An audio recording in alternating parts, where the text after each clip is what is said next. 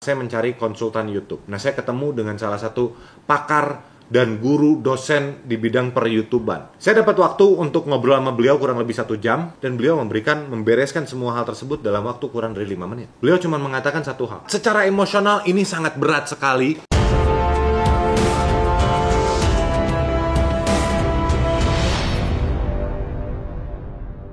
Halo teman-teman, salam kenal. Saya Raja Derenani, seorang trainer bisnis untuk wilayah Asia Pasifik dan juga seorang dengan peringkat tahapan kehormatan di salah satu perusahaan MLM internasional. Di video ini kita akan membahas bagaimana caranya lebih lancar untuk berbicara depan kamera.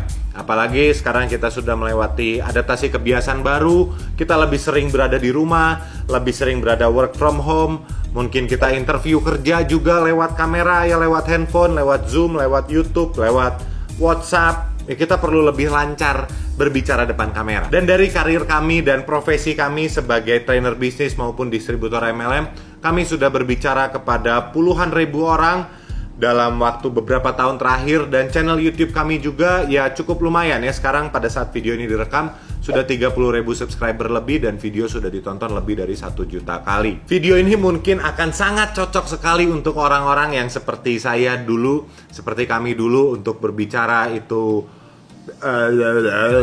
susah ya, terbata-bata, perlu proses berpikir juga, grogi. Dan kami yakin sekali video ini akan sangat membantu Anda, dan kami akan membagikan tips-tips terbaik yang kami lewati. Ada 3 tips, ada 3 macam hal yang perlu kita persiapkan, yaitu ada video khusus yang kami sudah buat tentang hal-hal teknis.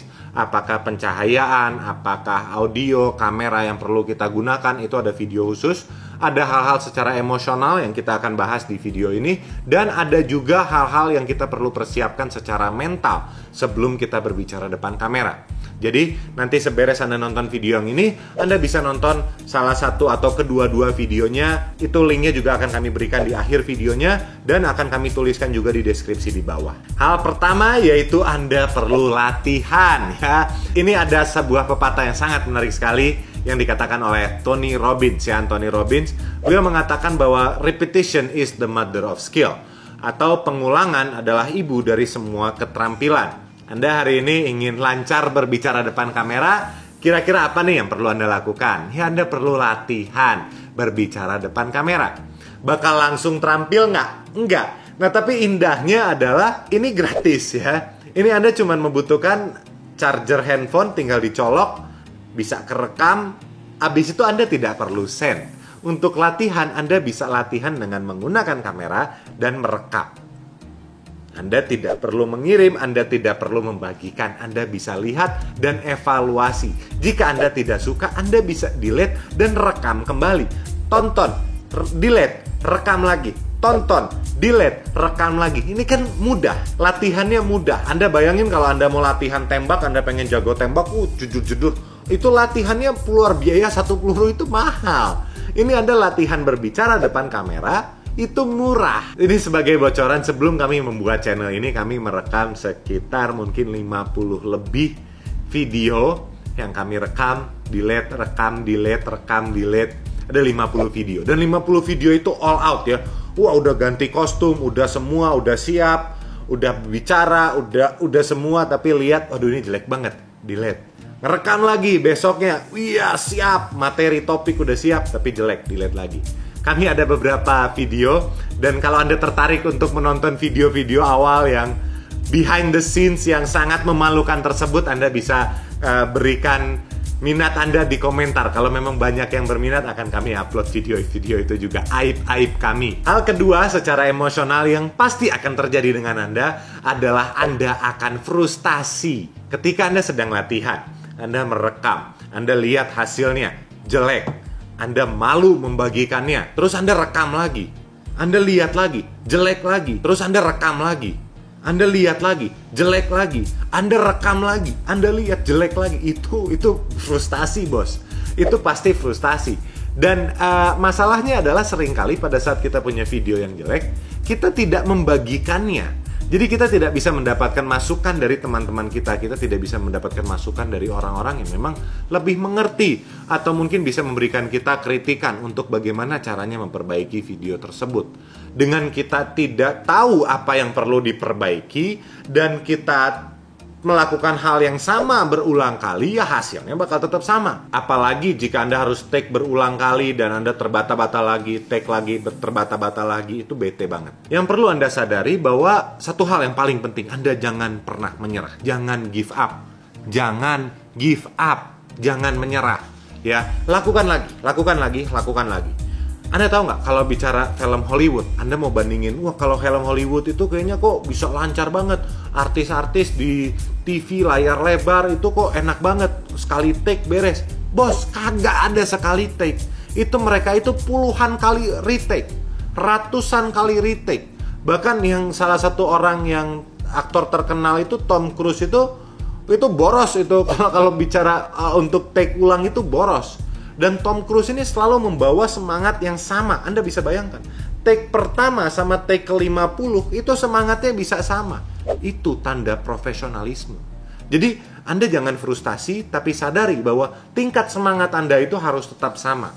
Anda nurunin tingkat semangat Anda, hasilnya malah akan semakin jelek. Anda akan semakin frustasi, bro. Hal ketiga yang perlu Anda lakukan adalah Anda harus memiliki minat untuk belajar.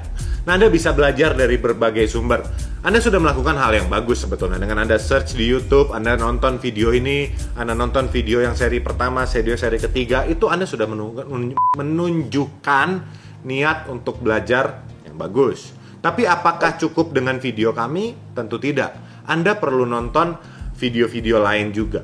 Anda nanti bisa perhatikan pada saat Anda nonton TV, pada saat Anda nonton seminar lain, Anda nonton pembicara lain, Anda nonton YouTube, Anda perhatikan bagaimana cara mereka menatap ke kamera, bagaimana caranya mereka berbicara, nada mereka bagaimana, intonasi mereka bagaimana, body language-nya seperti apa, personanya, karakternya seperti apa. Anda bisa perhatikan hal tersebut. Jadi kalau Anda ingin jadi terampil di satu bidang, Anda tidak akan lahir langsung, wah jago main badminton, jago berkomunikasi, jago main bola. Kagak ada.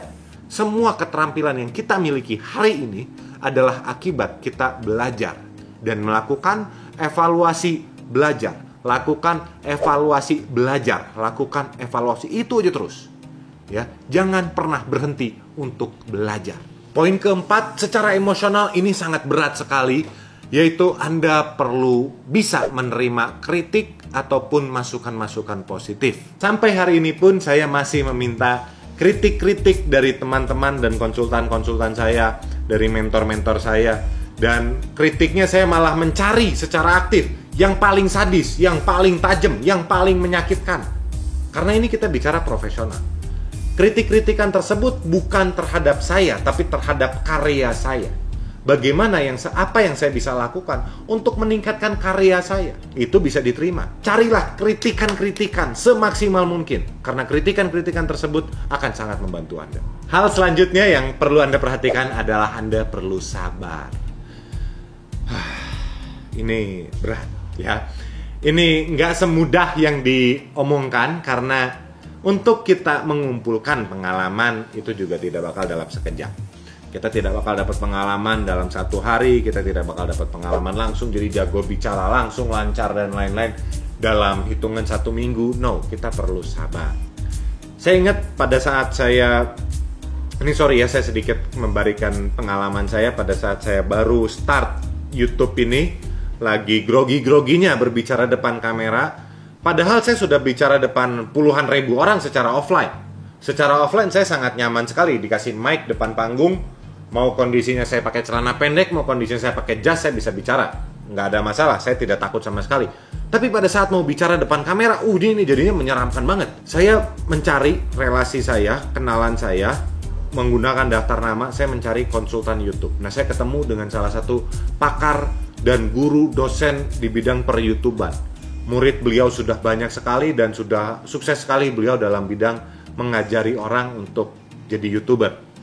Karena berbicara depan kamera ini ya sedikit banyak patokannya yang mungkin pada saat itu sebelum zaman COVID ya bicaranya jadi YouTuber.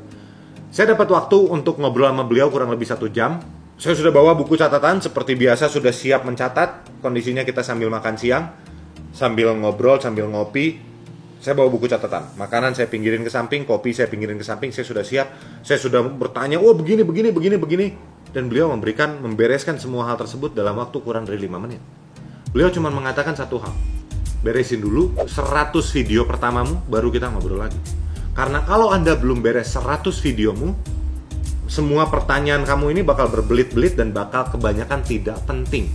Beresin dulu 100 videonya, latihan dulu, berbicara dulu depan kamera 100 kali, baru Anda akan menyelesaikan begitu banyak masalah dan kita ngobrol lagi. Dan lucunya, saya beres 100 video dan saya merasa bahwa kondisi semua pertanyaan yang saya sudah siapin itu selama 1 jam, itu jadinya memang bener nggak penting. Jadi kalau Anda ingin lebih ahli, pengen secara emosional dan lain-lain, lakukan 100 kali Anda bicara depan kamera. Nggak penting Anda share, nggak penting Anda upload, nggak penting Anda gimana. Anda rekam diri Anda 100 kali, evaluasi, delete, it's okay. 100. Anda perlu sabar. Untuk nyampe angka 100 itu juga tidak akan terjadi dalam 1 minggu. Ya buat saya sendiri bikin 100 video itu juga berbulan-bulan. Tapi lebih cepat Anda beres 100-nya, lebih cepat juga perkembangan Anda dalam berbicara depan kamera. Ilmu-ilmu yang Anda dapatkan di video ini, Anda sudah dapatkan secara free, secara gratis. Masa sih Anda nggak memberikan like-nya? Ayo dong, Anda berikan like-nya, dan Anda juga bisa bagikan video ini kepada relasi-relasi Anda, ataupun tim bisnis Anda, ataupun partner Anda, ataupun Anda bisa update video ini di status sosial media Anda, supaya bisa menjadi bermanfaat bagi orang lain juga yang sedang memiliki masalah yang sama. Kami masih memiliki 2 video lagi tentang bagaimana caranya berbicara depan kamera. Anda bisa klik di sebelah sini dan klik di sebelah sini. Saya sangat tertarik sekali untuk bertemu dengan Anda di pertemuan-pertemuan berikutnya. Bye-bye.